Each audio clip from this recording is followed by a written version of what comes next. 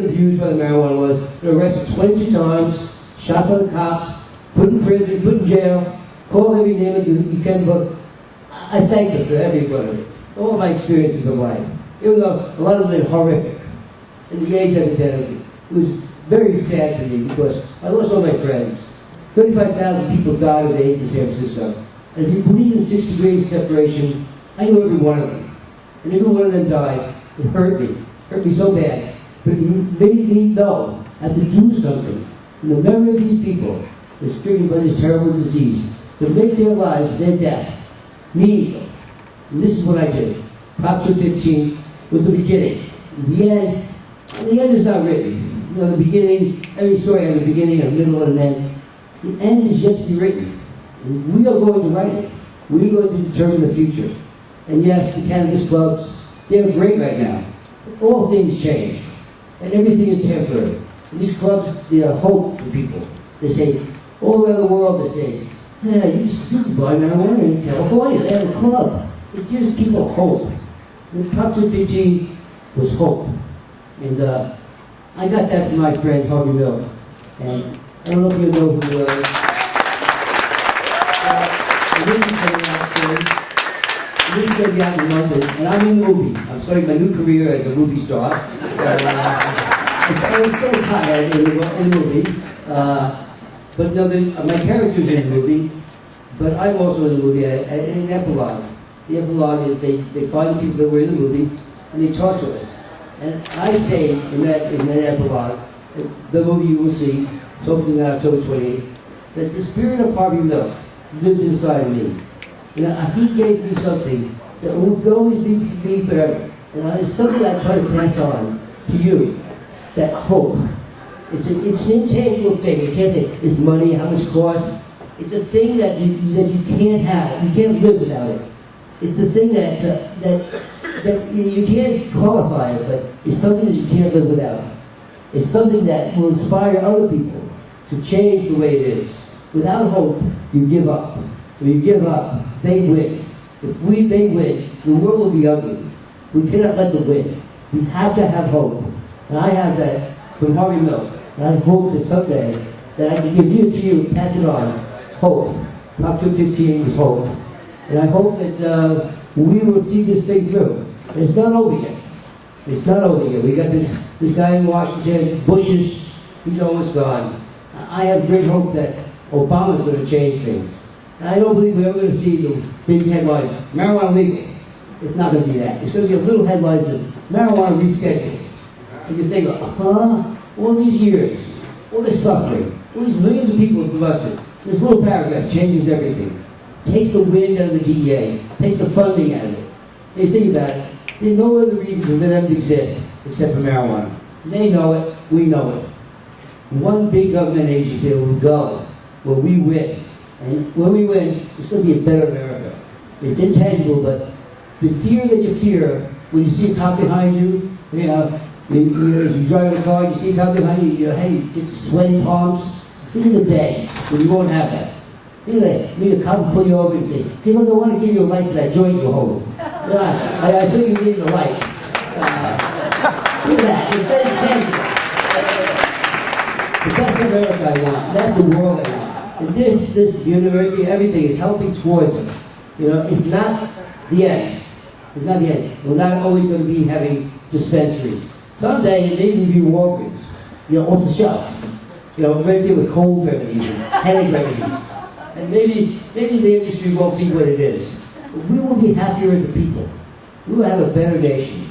And we may not make as much money, but the first three brothers used to say in the 60s, pot will get you through time without money, rather than money will get you through time without pot. It's still the same.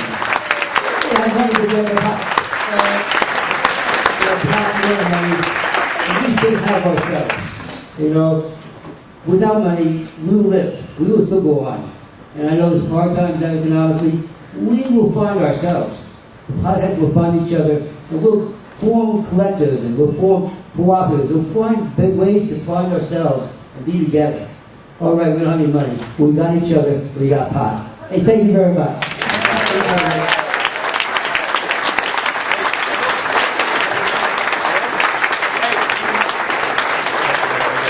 You can see my he's our inspirational speaker. So don't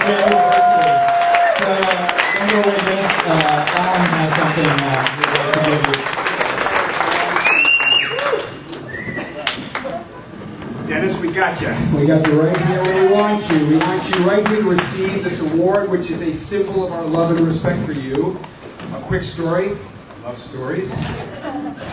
Dennis was on NORML's board from like 91 to about 93. He'd come to a board meeting in Washington, D.C., and for anybody who's ever spent 8 hours in a room with Dennis without him talking, that's not possible. But for a large degree, he did. He'd sit there and listen to all these lawyers talk about what's not going to happen and all the bullshit in Washington where it's not going to go and how we were losing in the courts. Dennis had a couple words that day, not much.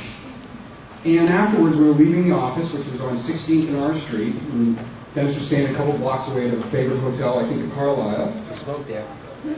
You got the punchline.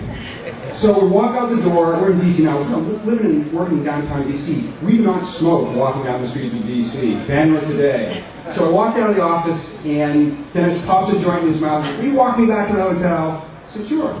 Walk along.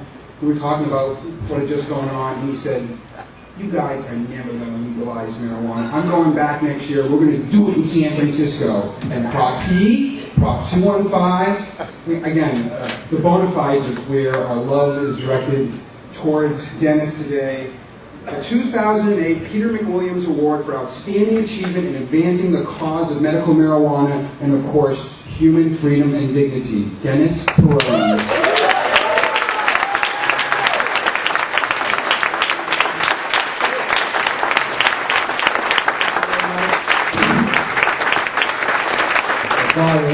This was his grandfather. That was a good one time. It's an honor to have this. Thank you. And Peter McWilliams was a great man. And basically, the DEA killed him. And we know it. We know the story of Peter McWilliams.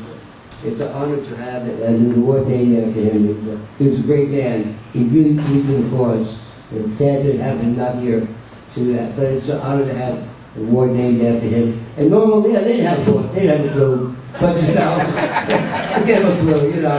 Marijuana is a medicine, everyone knows it. And they, at the end of the campaign, they asked me, Dennis, what is medical marijuana? I would say, you know, well, it's better than regular marijuana. And I said, well, what people use that? I said, well, basically, everyone that uses it is medical.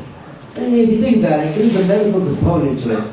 You know, maybe not overwhelming in some way, AIDS, cancer, but there's a medical component to it.